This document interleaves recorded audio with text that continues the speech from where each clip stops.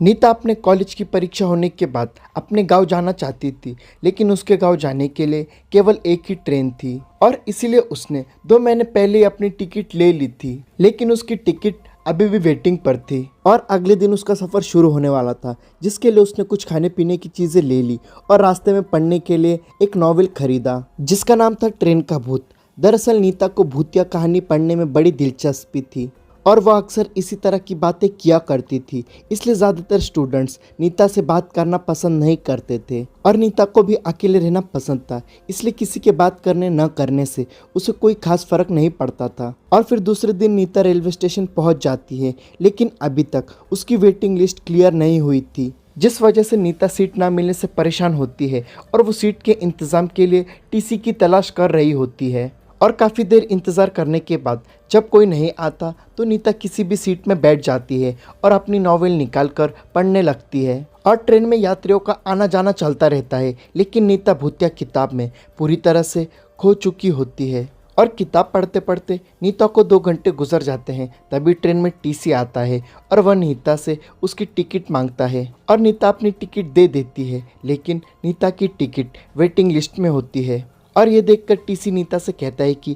क्या तुम सारी रात ऐसे ही बैठे बैठे सफ़र करोगी। तभी नीता कहती है कि नहीं सर, 23 नंबर की बर्थ खाली होने वाली है और सुबह तक उसमें कोई नहीं आएगा और मैं उसी बर्थ में सो जाऊंगी। और नीता की यह बात सुनकर टीसी को ताज्जुब होता है, क्योंकि यह जानकारी तो गुप्त है। और फिर नीता को यह बात कैसे पता चली कि वह सीट खाली होने वाली है। और टीसी सोच में ही पड़ा होता है कि अचानक नीता कहती है कि सिर्फ 1200 रुपये के लिए किसी की जान लेना अच्छी बात नहीं है सर। और ये बात सुनते ही टीसी के चेहरे का रंग बदल जाता है और वह नीता की बात को अनसुना करके आगे की बर्थ में निकल जाता है। दरअसल नीता जो नॉवेल पढ़ रही थी उसमें भूतों को अपने संपर्क में लाने का मंत्र लिखा हुआ था, जिससे गलती से नीता ने पढ़ लिया था और इसी वजह से नीता के अंदर शैतानी रूह प्रवेश कर चुकी थी। और नीता से मिलने के बाद टीसी बहुत घबरा चुका था। दरअसल 15 दिनों पहले गलती से एक आदमी ट्रेन से गिरकर मर गया था, जिसकी वजह यही टीसी था। लेकिन यह सिर्फ एक हादसा था और टीसी अपनी सीट पर बैठा ही होता है कि अचानक नीता उसके बगल में आकर बैठ जाती है और नीता का चेहरा पहले से कुछ डरावना लग रहा था और नीता के बाल बिखरे हुए थे और उसकी आंखों में काजल फैल चुका था और नीता दिखने में ऐसी लग रही थी मानो कोई डरावनी चुड़ैल हो।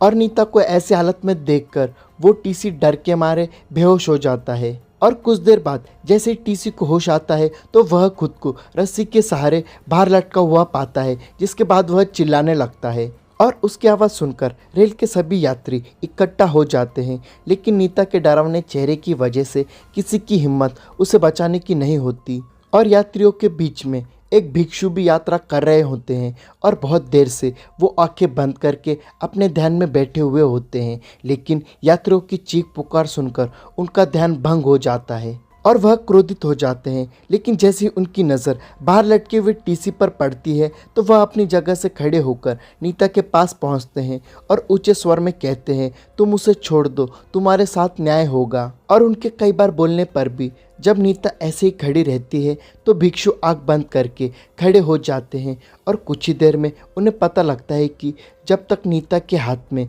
यह नॉवेल है तब तक एक भूतिया साया उसके ऊपर से नहीं हटेगा। जिसके बाद भिक्षु चालाकी से नीता के हाथ से नॉवेल छीन लेते हैं और उसे ट्रेन के बाहर फेंक देते हैं। और नॉवेल का संपर्क जैसे ही नीता से दूर होता है तो वो बेहोश होकर ट्रेन के अंदर गिर जाती है। लेकिन इसी बीच टीसी जो ट्रेन की खिड़की से लटका हुआ होता है वह नीचे गिर जाता है और इत्तेफाक से उसकी जान बच जाती है, लेकिन उसे थोड़ी बहुत चोट पहुंचती है। यहाँ तक वीडियो देख रहे हो तो वीडियो को लाइक और चैनल को सब्सक्राइब करना और स्क्रीन पर दिख रहे वीडियोस को ज़रूर देखना।